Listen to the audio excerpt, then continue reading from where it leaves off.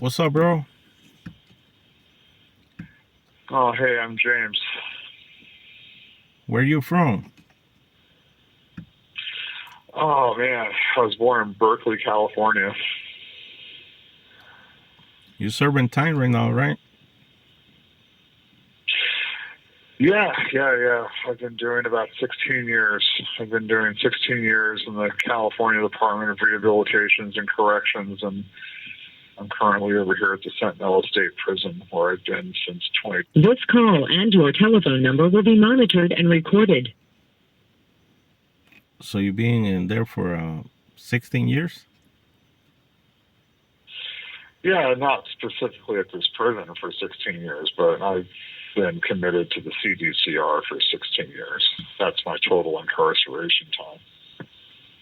What prisons you been to? Oh, wow. Okay. So, first it was the Marin County Jail, and then from there I went to the reception center at San Quentin State Prison. Over there in Badger Unit for a short amount of time. Then I went to the Salinas Valley State Prison down there in Salinas, California.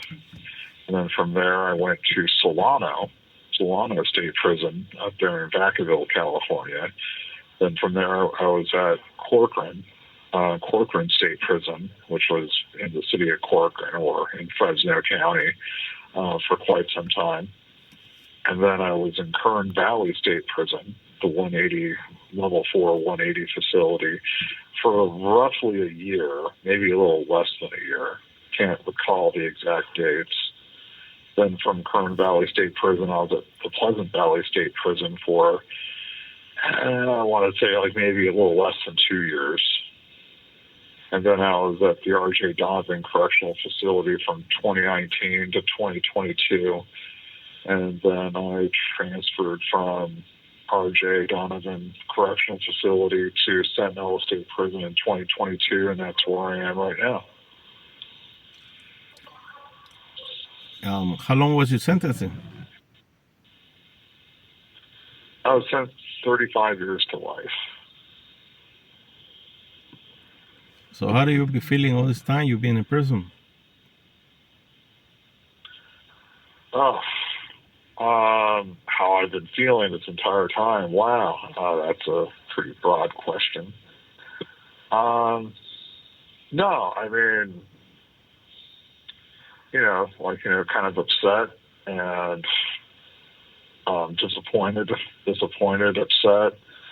And sometimes there's happy moments, sometimes there's sad moments, sometimes it's just like any other life. I mean, it's not much of a life, but it's a life in prison, So, even though it's not much of a life, it's just like any other life. There's good times and bad times, and then there's high moments and good moments. It just depends on the day, and it depends on the situation. And but the one thing I've always noticed is adaptability. For some odd reason, even when you get into a really worse situation in prison, eventually you adapt to it. And then all of a sudden you start finding good times even in the worst of times. And it's awkward and as what's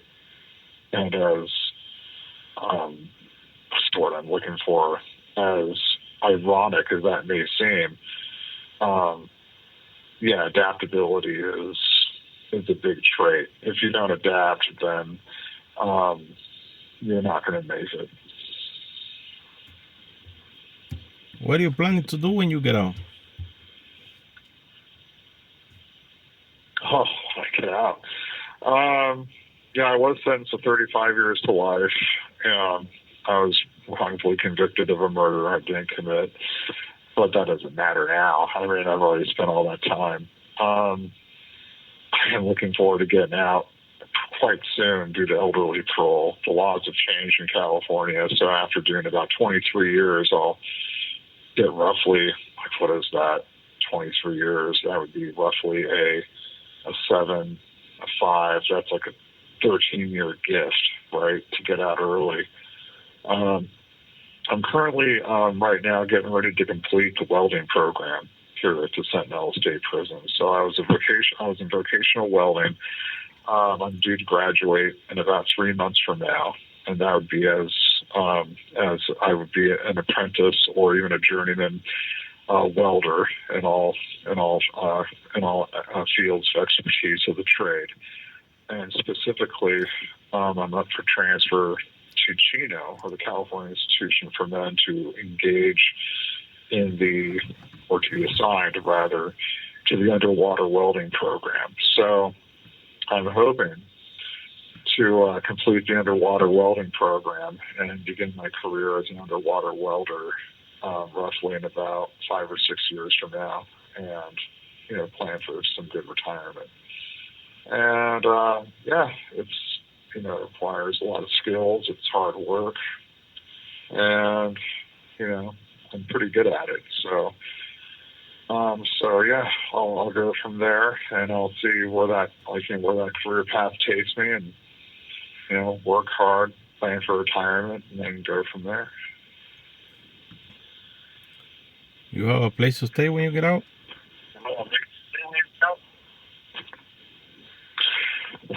Well, no. Like currently, right now, it would be when I already talked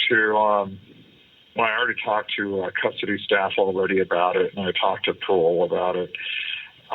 They indicated that if I don't have an actual place to stay, they could either put me in a halfway house, or they could put me in whatever kind of a assisted living situation. There's millions of them, not millions, but there's roughly over 5,000 in California alone.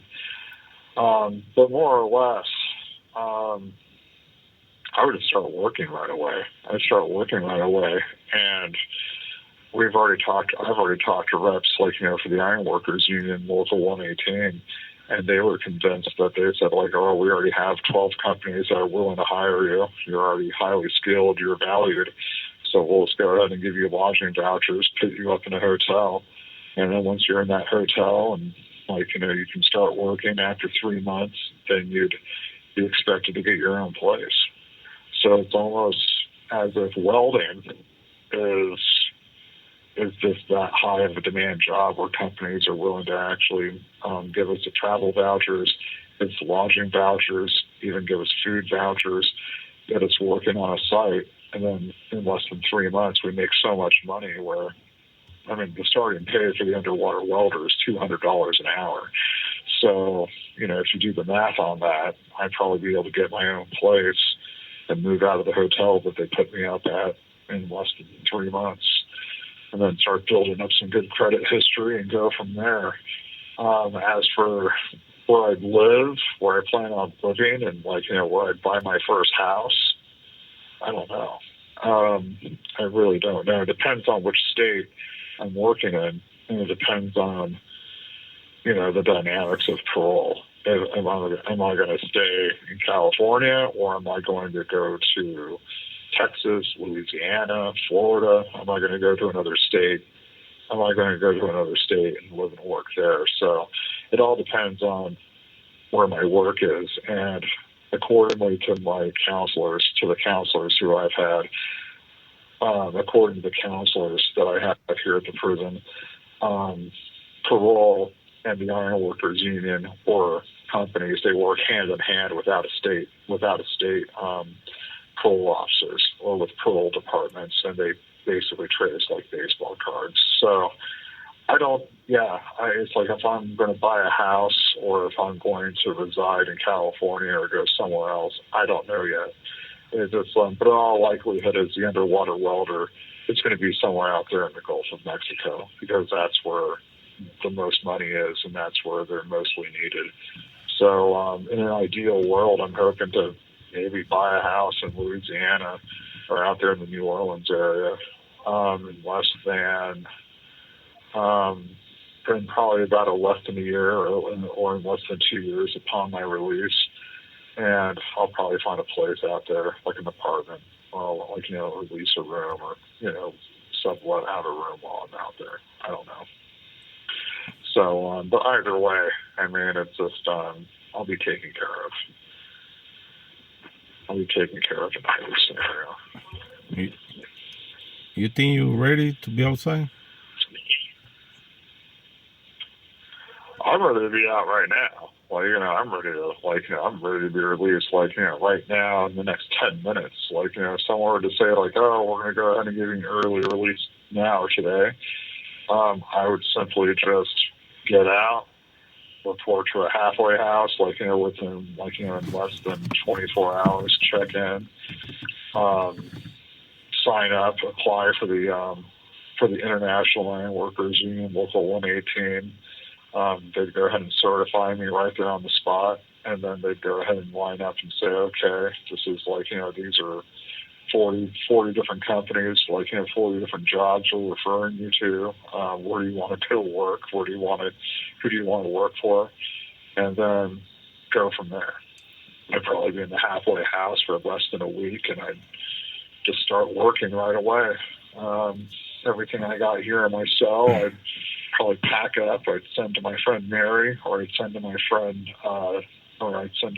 Ned, and they'd probably just hold on to it for me for about 6 months, and then I'd pay for the Federal Express for them to ship the 2 boxes over to me wherever I'm at, and go from there.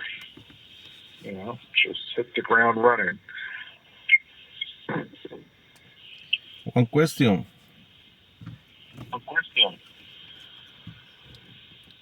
How do you feel?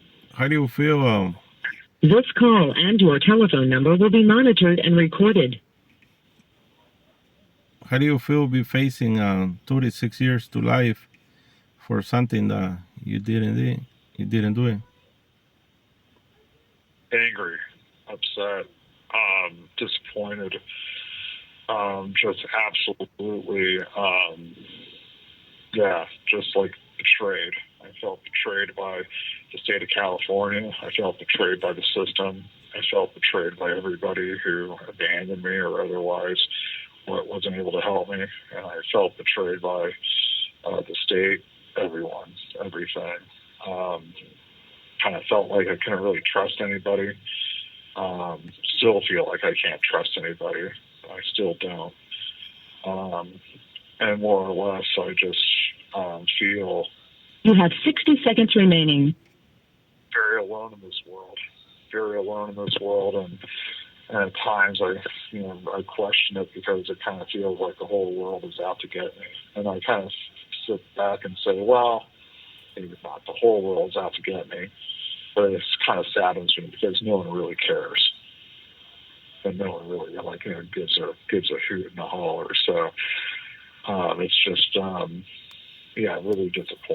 really disappointing and upsetting all at the same time.